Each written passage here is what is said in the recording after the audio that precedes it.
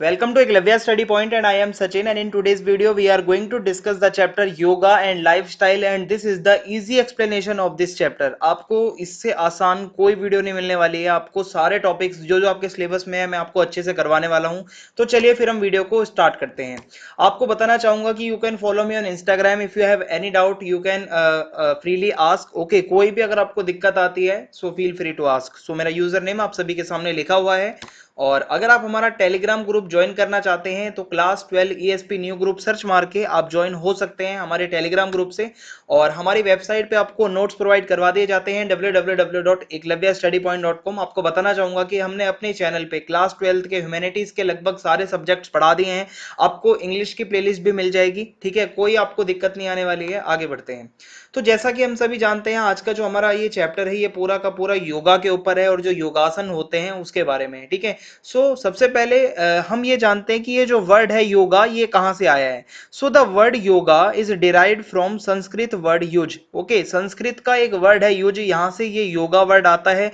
और युज का मतलब होता है टू ज्वाइन। ओके, ये याद रखना है आपको। जो पतंजलि है वो बताते हैं कि Patanjali has described the word yuj as to stabilise the mind for the union of soul and paramatma. यानी कि जब आत्मा का परमात्मा से मिलन हो जाता है, ओके, तो उसको ही योग कहा गया है यहाँ पे। तो इस तरीके से ये इसकी एक डेफिनेशन है जो कि आई होप आपको पता होगी पहले से। अगर नहीं पता थी तो मैंने आपको बता दी है, काफी आसान है। अब आगे बढ़ते हैं। Yog asanas as a preventive measures. देखिए, जो योगासन होते हैं अगर हम उनको रेगुलर बेसिस पे करते हैं तो हम बहुत सारी बीमारियों से जो कि लाइफ स्टाइल से रिलेटेड होती हैं उनसे हम बच सकते हैं। Yoga is a therapeutic in modern life style disease like stress. देखो, अगर आप स्ट्रेस में रहते हो तो योगा बहुत ज्यादा आपको हेल्प करता है। डायबिटीज के पेशेंट्स को बहुत मदद करता है। हाइपरटेंशन, बैक एच, ओके, आपको जो पीठ दर्द वगैरह रहता है उसमें भी योगासन बहुत ज्यादा इंपॉर्टेंट रोल प्ले करते हैं। The power of yoga lies in its simplicity, flexibility and diversity. देखिए, योगा इतना सिंपल है, आपको इसके लिए कोई अलग से कोई जगह नहीं चाहिए। मतलब कहीं भी आप इसको कर सकते हैं, कोई दिक्कत नहीं है। घर में कर सकते हैं। जैसे जिम में आपको क्या है कि प्रॉपर एक जिम के लिए बाहर जाना पड़ता है, इक्विपमेंट्स चाहिए होते हैं। लेकिन योगा इतना फ्लेक्सिबल और इतना सिंपल है कि आप बिना किसी इक्विपमेंट खुद ही सब कुछ कर सकते हैं योगासन। As a result yoga has been the subject of global popularity. और योगा जो है वो पूरी दुनिया में पॉपुलर है, ना कि सिर्फ इंडिया में, पूरी दुनिया ने आज योगा को अपनाया है। और ये सब जो है रिसर्च हमें बताती है, ठीक है। जो पास्ट फ्यू डिकेड्स में जो रिसर्च हुई है उससे यही पता चलता है हमें कि योग आसनास कितने ज्यादा पॉपुलर हैं। अब है आसनास कैन बी डिफाइंड एज। अब ये आसन का मतलब क्या होता है ये भी समझ लीजिए। An ability to put body in such position, यानी कि हम अपनी बॉडी को ऐसी पोजीशन में ले जाते हैं that will make organs and glands of body more efficient. जो कि इस पोजीशन में रहने से हमारे जो बॉडी के ऑर्गन्स होते हैं, जो हमारे ग्लैंड्स होते हैं, वो बहुत ज्यादा एफिशिएंट हो जाते हैं। Which subsequently improves health of mind and body. यानी कि अगर हम लगातार आसन करते हैं डेली अपनी डे टू डे लाइफ में तो हमारा जो माइंड की हेल्थ है वो इंप्रूव होती है, हमारी जो बॉडी की हेल्थ है वो इंप्रूव होती है। आई होप आपको समझ में आ रहा होगा अभी तक। आगे चलते हैं। इंपॉर्टेंस ऑफ आसनास। देखिए, आसन क्यों जरूरी है या बेनिफिट्स ऑफ आसनास, आसनास करने के क्या बेनिफिट्स हैं। सबसे पहला बेनिफिट है strengthening of bones and joints. अगर आप आसन करते हो, योग को अपनाते हो, तो आपके बोन्स और जो जॉइंट्स हैं वो स्ट्रेंथन होते हैं। और इंप्रूविंग ब्लड सर्कुलेशन, जो ब्लड सर्कुलेशन है आपका वो इंप्रूव होता है। और बूस्ट इम्यूनिटी, अगर आप योगासन करते हैं तो आपकी इम्यूनिटी बूस्ट होती है। और improving efficiency of respiratory organs, जो हमारे रेस्पिरेटरी ऑर्गन्स होते हैं वो काफी इंप्रूव होते हैं। जैसे कि अस्थमा वगैरह जो ये कुछ डिजीज होते हैं इनका खतरा बहुत हद तक कम हो जाता है अगर आप डेली योगा करते हो, ठीक है। फिर है स्ट्रेंथनिंग मस्कुलर टिश्यूज, जो हमारे मस्कुलर टिश्यूज होते हैं वो स्ट्रेंथन होते हैं अगर हम योगा करते हैं। और asanas ensure smooth functioning of organ systems, यानी कि जो हमारे ऑर्गन सिस्टम्स होते हैं वो अच्छे से फंक्शन कर पाए, ये इसके लिए आसन करना बहुत जरूरी होता है। अगर आप डेली योगासन करते हैं तो आप मान के चलिए कि जो आपकी ऑर्गन्स हैं वो काफी स्मूथली काम करेंगे, ओके। और डाइजेस्टिव सिस्टम जो है आपका वो अच्छे से काम करेगा, कार्डियोवास्कुलर सिस्टम काफी अच्छे से काम करेगा, ओके। ये इसकी इंपॉर्टेंस है। अब हमारा जो फर्स्ट टॉपिक है या आप कह सकते हो कि जो पहला जो सबसे बड़ा टॉपिक है इस चैप्टर का वो अब ये है कि ओबेसिटी क्या है। ओबेसिटी आज के टाइम पे हम सभी जानते हैं, मोटापा जिसको हम कहते हैं, तो ये कोई मतलब ऐसी चीज नहीं है जो मुश्किल हो, आप समझ जाओगे। So obesity is refer to a medical condition. Obesity एक ऐसी मेडिकल कंडीशन होती है जहां पे हमारे बॉडी में एक्सेस फैट जो है वो स्टोर होने लगता है और इसका हमारी हेल्थ पे नेगेटिव इफेक्ट जाता है, ठीक है। ये जैसे आप फोटो में देख रहे होंगे, ये इनकी टम्मी बाहर निकल रही है, ओके। तो यही मतलब ओबेसिटी है, ये मोटापा है, ओके। ये हेल्दी नहीं माना जाता इसको बाहर निकलना। और अगर आप देखना चाहें तो बीएमआई जो होता है, बॉडी मास इंडेक्स, ठीक है, इसमें अगर आप देखेंगे कि 18.5 से नीचे जिसका स्कोर होता है उसको नॉर्मल वेट से कम माना जाता है, और जिसका स्कोर 18.5 से 25 के बीच में आता है बीएमआई कैलकुलेट जब हम करते हैं तो उनको नॉर्मल वेट का माना जाता है। और अगर किसी का 25 से 30 के बीच में अगर आता है स्कोर तो वो ओवरवेट कहलाता है। अगर उसका 30 से 35 के बीच में आता है तो वो क्लास 1 की ओबेसिटी होती है, भयंकर वाली। और 35 से 40 के बीच अगर किसी का आता है तो वो क्लास 2 की ओबेसिटी होती है, और भी ज्यादा भयंकर। और लास्ट में तो आपने देखा होगा कुछ लोग बहुत ज्यादा फैल जाते हैं, जो खुद उठ भी नहीं पाते ढंग से, ना बैठ पाते हैं, वो हमारी क्लास 3 ओबेसिटी होती है। तो ये ओबेसिटी के भी लेवल्स होते हैं, ठीक है, जो मैंने आपको बता दिए हैं काफी अच्छे से। अब आगे चलते हैं। So obesity leads to various diseases. यानी कि अगर आप मोटे हो जाते हैं तो आपको मोटे होने के साथ साथ बहुत सी बीमारियों का खतरा बढ़ जाता है, जैसे कि डायबिटीज, ओके। जो ये डायबिटीज है ये ज्यादातर मोटे लोगों में पाई जाती है। वहीं हाइपरटेंशन की जो समस्या है वो आने लगती है। कार्डियोवास्कुलर डिजीजेस बहुत सारे आपको हो सकते हैं, ठीक है। ऑस्टियो आर्थराइटिस भी आपको हो सकता है, डिप्रेशन में आप जा सकते हैं ज्यादा मोटे अगर आप हो जाते हैं, क्योंकि this is because due to the excess body fat. जो हमारी बॉडी में एक्सेस फैट जो स्टोर हो रहा है उसकी वजह से हमारी जो ऑर्गन्स हैं वो प्रॉपरली फंक्शनिंग नहीं हो पाएंगे, ओके। उनका जो फंक्शन है, जो उनके काम है, वो नहीं सही से कर पाएंगे प्रॉपरली। सो ये होता है। अब है कॉजेस। मोटापे के क्या कॉज हो सकते हैं? देखिए, excess consumption of fat, sugar, calorie rich foods. अगर आप ज्यादा फैट लेते हैं अपनी डाइट में, शुगर ज्यादा है, कैलोरी वाले मतलब ज्यादा हाई कैलोरीज फूड्स हैं, तो हो सकता है आपको मोटापा। Improper functioning of certain glands, यानी कि कुछ ऐसे ग्लैंड्स होते हैं जो अगर सही से काम नहीं करें तो भी आप मोटे हो सकते हैं, जैसे कि एंडोक्राइन ग्लैंड सिस्टम होता है, इसमें कोई अगर मतलब कोई दिक्कत आती है तो भी आपको ओबेसिटी हो सकती है। फिर है लैक ऑफ एक्सरसाइजेस। अगर आप पड़े रहते हैं, कुछ काम नहीं करते हैं, तो भी आप मोटे हो सकते हैं।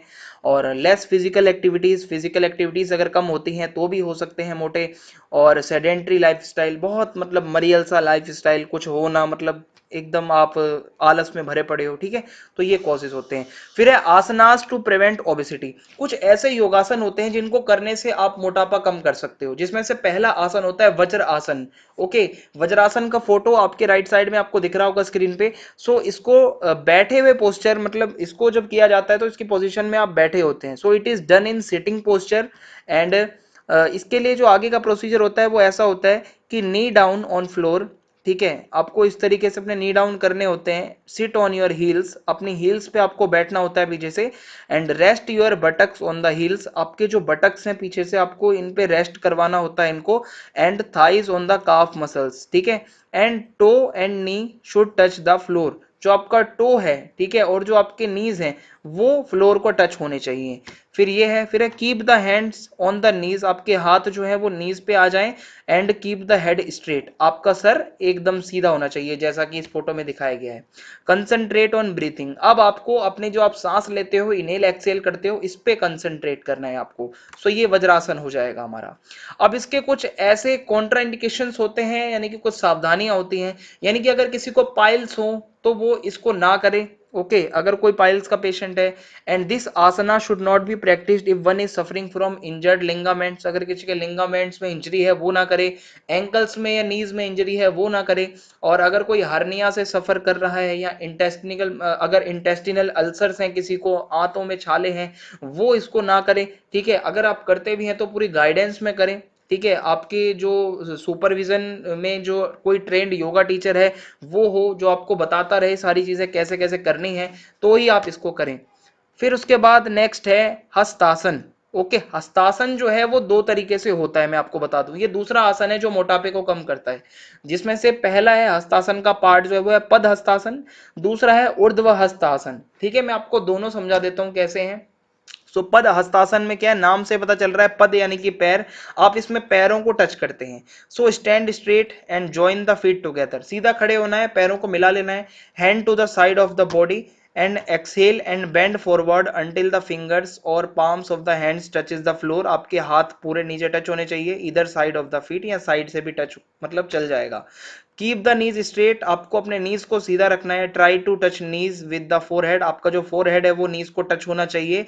And try to contract the abdomen, ठीक है। और after few minutes release the hand and slowly straighten the body keeping the neck down. फिर धीरे धीरे धीरे आपको बॉडी को स्ट्रेट ले जाना है। तो ये हमारा पदहस्तासन होता है। वहीं अगर हम ऊर्ध्वहस्तासन की बात करें तो यही हाथ जो नीचे थे वो ऊपर की तरफ चले जाएंगे। So stand straight and join the feet, वही आपको पैर मिला लेना है। Gently raise your hand upward, हाथों को जेंटली ऊपर उठा के जाना है आपको without bending the shoulders. And bring your arms together over your head, अपने हाथ के ऊपर से दोनों आपको आपके सर के ऊपर से आपको अपने दोनों हाथ पास में लेके आने हैं। Expand the elbows completely and reach upwards, ठीक है। अपनी एल्बोज को आपको थोड़ा सा स्पेंड करके ऊपर की तरफ जाना है। Then slightly slant your head backwards and look at the thumbs. तो इस तरीके से ये होता है। Shoulder blades must be pressed firmly on your back. So ये पूरा इसका एक प्रोसीजर है जो मैंने आपको बता दिया है कि इस तरीके से अगर आप लिखते हो एग्जाम में तो आपको अच्छे खासे नंबर मिल जाएंगे। अब इसके कुछ कॉन्ट्रा इंडिकेशंस हैं, जैसे कि अगर किसी को स्पाइनल प्रॉब्लम है, नेक और नी में अगर किसी को प्रॉब्लम है, सो ही और she should avoid doing it, okay. And also avoid if you have any type of नी और नेक इंजरी, अगर कोई नी नेक इंजरी है वो भी इसको ना करें। अब नेक्स्ट आसन है त्रिकोण आसन। त्रिकोण आसन को हम ट्राइंगल पोज भी कहते हैं। जैसा कि आप फोटो में देखेंगे तो आपको लगेगा कि एक ट्राइंगल की तरह है, ओके। एक ट्राइंगल की तरह ये पोज लगता है। सो ये एक स्टैंडिंग पोस्चर में इसको किया जाता है with an exhalation step your feet 3 to 4 feet apart, ठीक है। जो आपके पैर हैं उसमें थोड़ा सा इसमें क्या है कि मतलब गैप रहता है, ठीक है। और उसके बाद क्या है, raise both the hands till they are in line with each other, एकदम लाइन में आने चाहिए भैया, okay, parallel to the ground. And inhale when you are raising the hands, जब आप हाथ ऊपर लेके जा रहे हो तो आपको सांस लेनी है, okay. Now bend towards the right and bend the trunk sideways, आपको इस तरीके से जो जो लिखा हुआ है ऐसे ही करना है। And touch the right foot with the hands, अपने राइट पैर को अपने हाथ से छूना है। And look up at the left hand, और अपने उल्टे हाथ को देखना है जैसा कि ये फोटो में सेम किया गया है। And return to the standing position, और बाद में आप अपने नॉर्मल पोजीशन में आ सकते हैं। सो ये हमारा त्रिकोण आसन था जिसको हम ट्राइंगल पोज भी कहते हैं। फिर repeat this with the left hand, यही फिर आप रिपीट कर सकते हैं अपने दूसरे हैंड्स में, जैसे अभी राइट में था तो अब लेफ्ट में कर सकते हैं। अब इसके कुछ कॉन्ट्रा इंडिकेशंस हैं, कुछ सावधानियां हैं। Avoid doing this if suffering from migraine, migraine है, अगर डायरिया है, नेक एंड बैक इंजरीज हैं तो वो ना करें। Those with high blood pressure may do this pose but without raising their hand overhead, यानी कि जिसका हाई बीपी है वो इसको कर सकता है पर ज्यादा हाथ ऊपर नहीं उठाना है क्योंकि इससे ब्लड प्रेशर बढ़ सकता है। अब है अर्ध मत्स्येंद्र आसन, जिसको हाफ स्पाइनल ट्विस्ट भी कहा जाता है। तो अगर आप देखोगे तो ये थोड़ा सा जो हमारा स्पाइनल जो एरिया है ये थोड़ा ट्विस्टेड होता है इसमें, ये बैठे हुए पोस्चर में होता है, okay. This is done in sitting posture and sit with legs straight and stretched in front of you, ठीक है। पहले इसमें पूरा एक प्रोसीजर बताया गया है कि आपको अपने पैर सीधे करके बैठने हैं और बेंड द लेफ्ट लेग, ठीक है, अपने लेफ्ट लेग को मोड़ना है। And bring it close to the body, अपने बॉडी के पास लेके आना है। Place it under the right buttock, आपका जो राइट साइड का बटक है उसके नीचे आपको लेके आना है। Then place the right leg next to the left knee, ठीक है। और आपको अब क्या करना है, अपने मतलब राइट लेग को अपने लेफ्ट नी के पास ले जाना है, ठीक है, taking it over the knee, उसके ऊपर से।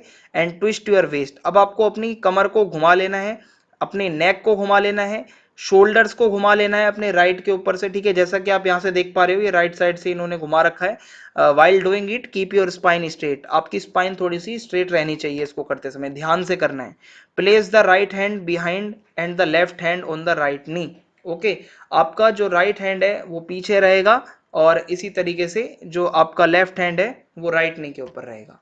और then repeat the procedure with the other leg, यही प्रोसीजर फिर आपको दूसरे लेग के साथ करना है। जो मैंने आपको पूरा प्रोसीजर यहाँ पे बताया है सेम प्रोसीजर आपको दूसरे लेग के साथ करना है। इसके कुछ सावधानियां हैं, कॉन्ट्रा इंडिकेशंस हैं, जैसे कि अगर आप प्रेग्नेंट हैं प्रेगनेंसी के दौरान इसको ना करें, मेंस्ट्रुएशन के दौरान भी इसको करने से बचें, ओके, क्योंकि ये ट्विस्ट वाली कुछ एक्टिविटी होती है आपके एब्डोमेन एरिया में तो ये दिक्कत कर सकती है। पीपल विद हार्ट एब्डोमिनल और ब्रेन सर्जरीज और having ulcer slip disc should avoid this asana, अगर किसी को हार्ट प्रॉब्लम्स हैं, एब्डोमिनल कोई सर्जरी हुई है, ब्रेन सर्जरी हुई है, कुछ ऐसा स्लिप डिस्क जैसा है तो वो इस आसन को अवॉइड कर सकते हैं। नाउ अब नेक्स्ट जो हमारी बीमारी है, जो डिजीज है, वो है डायबिटीज। ओके, लाइफ स्टाइल से जुड़ा हुआ एक और डिजीज जो कि हम सभी अपने मतलब बहुत ही कॉमन है, इसको जानते ही होंगे। अब समझते हैं डायबिटीज है क्या। So diabetes is a disease in which the pancreas fail to produce insulin or is unable to use the insulin produced in an effective manner। यानी कि जो हमारा पेनक्रियाज होता है, ओके, ये भी एक ऑर्गन है। पेनक्रियाज जब इंसुलिन प्रोड्यूस नहीं कर पाता, या फिर जो इंसुलिन प्रोड्यूस हो रहा है उसका यूज नहीं हो पाता एक इफेक्टिव मैनर में, तो ऐसे में डायबिटीज की प्रॉब्लम आती है। इंसुलिन क्या है, एक हार्मोन होता है जो कि पेनक्रियाज द्वारा प्रोड्यूस होता है, ठीक है, that helps glucose present in the blood to enter the cells in our body and provide energy. जो कि क्या करता है कि ग्लूकोज जो होता है वो फिर हमारे ब्लड में जाके हमारे सेल्स में जाते हुए हमारी बॉडी को एनर्जी देता है। सो दो तरीके की डायबिटीज होती है, मतलब एक टाइप 1 और टाइप 2, आपने सुना होगा। अब मैं आपको समझा देता हूँ कि दोनों में डिफरेंस क्या है। So in type 1 diabetes the body is unable to produce insulin। Type 1 diabetes में क्या होता है कि इंसुलिन का प्रोडक्शन बंद हो जाता है। और in type 2 diabetes body produces insulin but unable to use it effectively. Insulin तो प्रोड्यूस होता है लेकिन उसको यूज नहीं कर पाती हमारी बॉडी। तो दो तरीके के, दो टाइप की डायबिटीज होती हैं। आई होप आपको समझ में आ गया होगा। आगे बढ़ते हैं।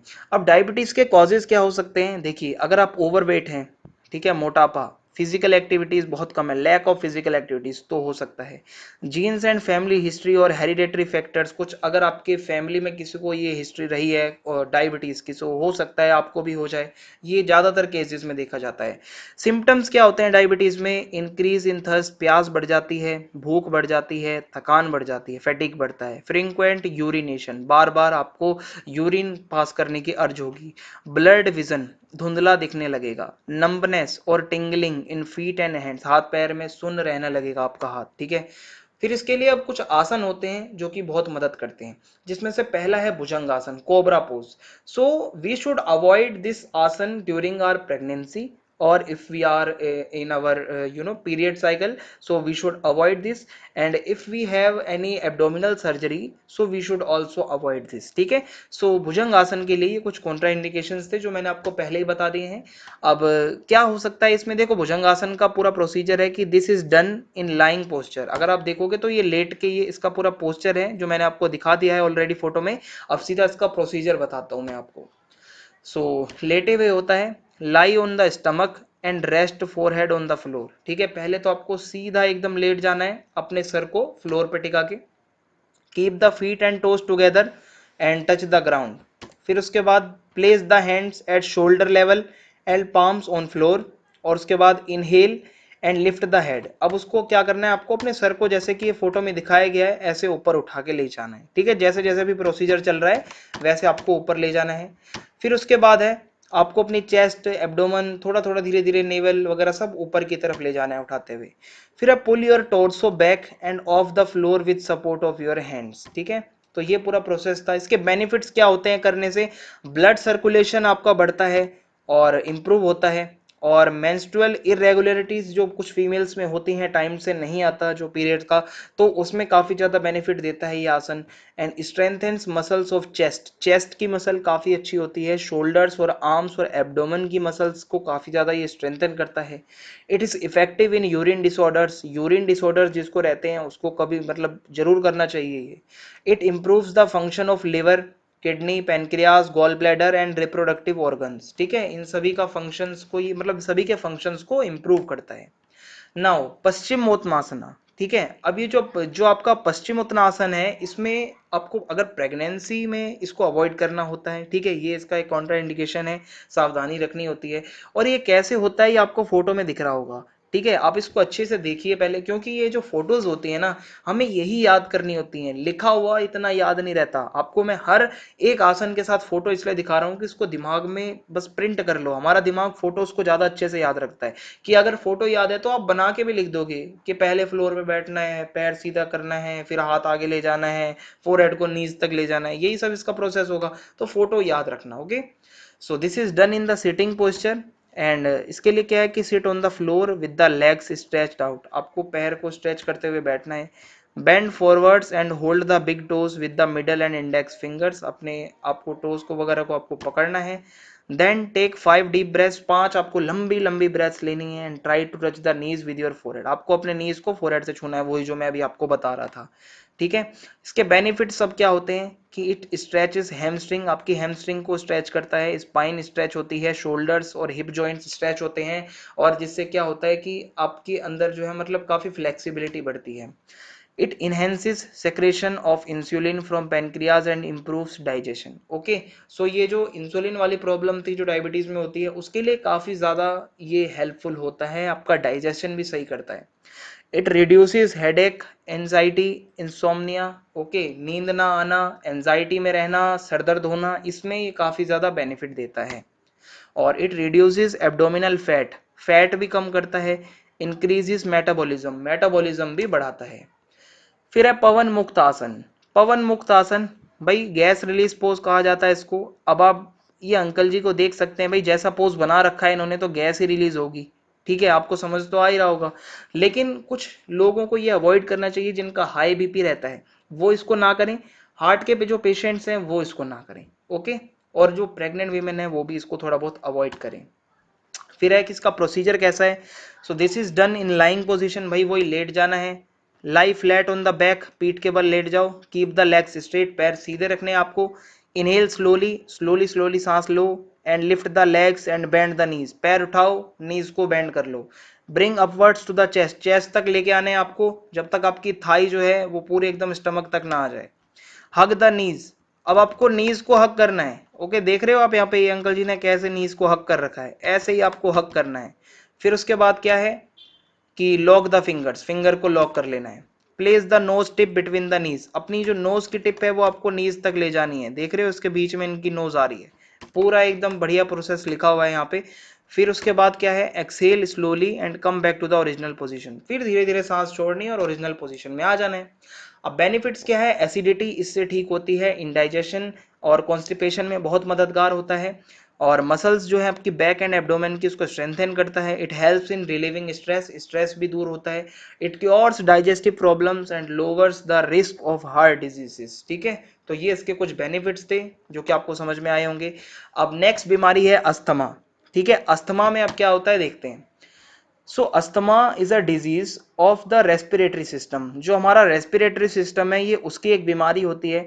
वेयर द एयरवेज, जो एयरवेज होते हैं हमारे वो काफी पतले हो जाते हैं, सूज जाते हैं। Often in response to a trigger, बहुत बारी ये चीजें ट्रिगर हो जाती हैं, जैसे कि अगर कोई एलर्जी से कांटेक्ट में आ जाए, ठंडी हवा से या एक्सरसाइज करने से, या कोई इमोशनल स्ट्रेस ले ले बंदा, तो भी ये हो सकता है, आपके एयरवेज पतले हो सकते हैं।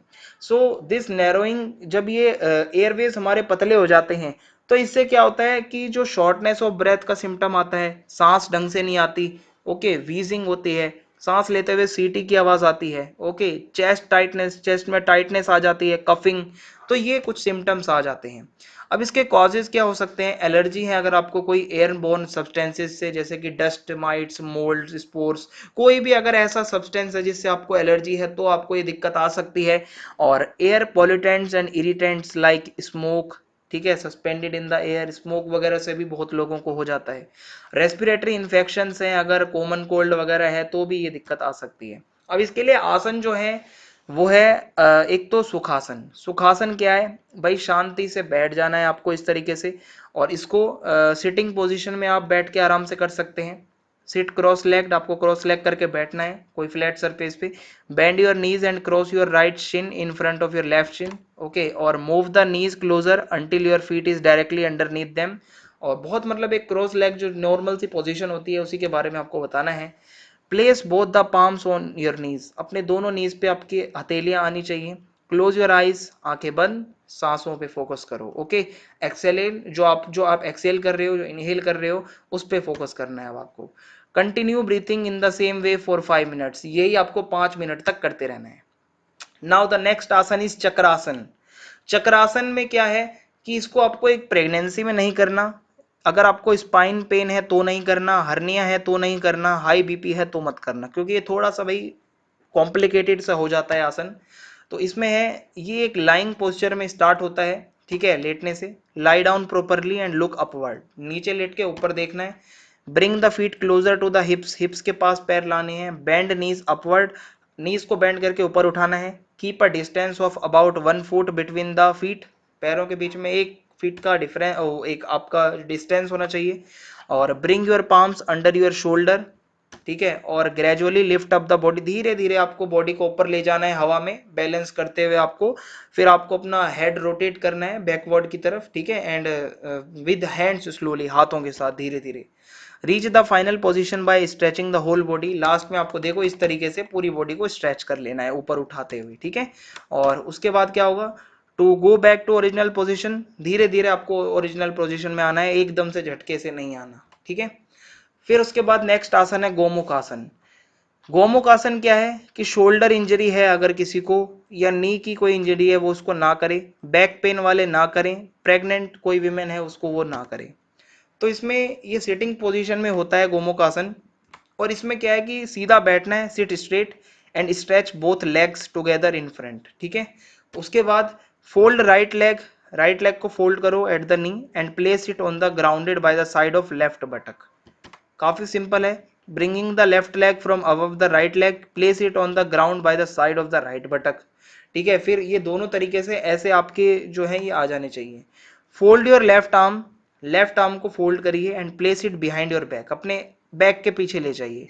Take your right hand over your right shoulder, अपने शोल्डर से ऊपर से घुमाते हुए पीछे हाथ ले जाओ एंड स्ट्रेच इट, और उसको स्ट्रेच करो as much as you can until reach your left hand. आपका जो लेफ्ट हैंड पीछे गया था उसको जब तक पीछे से टच ना हो जाए जब तक आपको इसको करना होता है, ओके।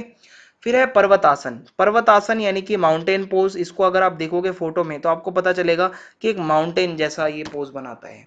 तो इसमें क्या है, normally sit down on the floor, flat कोई भी जगह हो, क्रॉस लेग्ड पोजीशन में बैठ जाना है आपको। Bring the hands in the front end interlock the fingers, ठीक है। अपने दोनों हाथों को क्लोज लाके और फिंगर को इंटरलॉक कर देना है। Breathe out and stretch the hands over the head, हाथों को ऊपर उठाना है सांस छोड़ने के साथ। Keep the fingers interlocked, fingers आपकी इंटरलॉक रहनी चाहिए। Pull the torso in upward direction and stretch for a few minutes, थोड़ा आपको अपना जो फ्रंट का जो हिस्सा है वो थोड़ा ऊपर की तरफ खींच के ले जाना है। Hold in this position for some time, कुछ टाइम के लिए आपको होल्ड करके रखना है, उसके बाद नॉर्मल पोजीशन में आ जाना है। फिर भुजंगासन और पश्चिमोत्तासन जो है मैंने ऑलरेडी एक्सप्लेन कर दिए हैं, वो भी इस बीमारी में काम आ सकते हैं, तो आप वो एक्सप्लेनेशन को पीछे करके देख सकते हैं। अब है अगली बीमारी हाइपरटेंशन, जिसमें आपका जो ब्लड प्रेशर है वो नॉर्मल से जब ज्यादा हो जाए, ओके, आपका जब ब्लड बीपी जो है वो हाई हो जाए तो वो हाइपरटेंशन कहलाता है। इसमें क्या होता है कि the situation of hypertension arises when heart pumps more blood than normal situation, normal से ज्यादा जब ब्लड पंप होगा, ठीक है, हमारा हार्ट पंप करेगा, तो ऐसे में क्या होगा, जो हमारी आर्टरीज होती हैं वो काफी पतली हो जाएंगी, खून जब ज्यादा मतलब उसका प्रेशर से आएगा।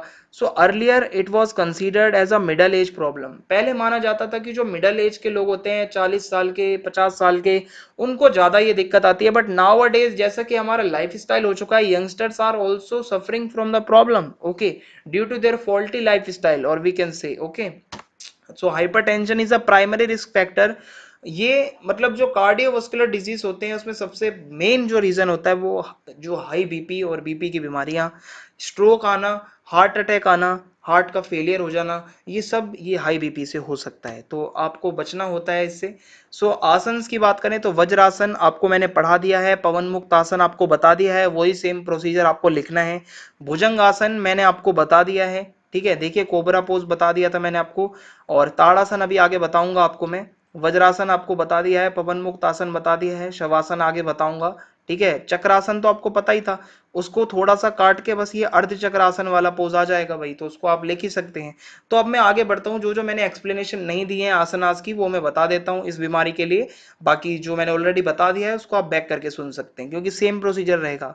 सो शवासन हो सकता है हाई बीपी के लिए, जिसमें आपको सीधा लेट जाना होता है, बिल्कुल जैसे कि एक डेड मतलब डेड बॉडी होती है, सीधी होती है बिल्कुल, वैसे ही आपको लेट जाना होता है।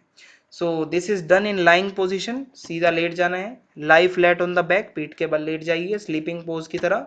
Keep the arms at side, हाथों को साइड ले जाना, पाम्स फेसिंग अप, हथेलियां ऊपर हो, रिलैक्स एकदम सो जाना। आंखें बंद, close the eyes, breathe deeply, लंबी लंबी गहरी आपको सांसें लेनी है, स्लोली लेनी है नोस्ट्रिल से अपनी। तो इस तरीके से ये हमारा खत्म हो जाएगा। सारे आसनास मैंने आपको बता दिए हैं, ये चैप्टर हमारा यहीं पे खत्म होता है। एंड आई होप आपको ये वीडियो अगर पसंद आई हो तो आप कमेंट करके जरूर बताएं कि वीडियो कैसी लगी, ठीक है, और वीडियो को ज्यादा से ज्यादा आप शेयर कर दें।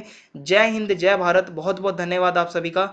और आपको बताना चाहूंगा कि वीडियो को आप ज्यादा से ज्यादा लाइक कर दीजिए और नोटिफिकेशन बेल को प्रेस करना ना भूलें, ताकि आने वाली जो भी अगली वीडियोस होंगी उनके नोटिफिकेशन आप तक टाइम टू टाइम पहुंचते रहें। सो इसी के साथ थैंक यू सो मच। जय हिंद, जय भारत।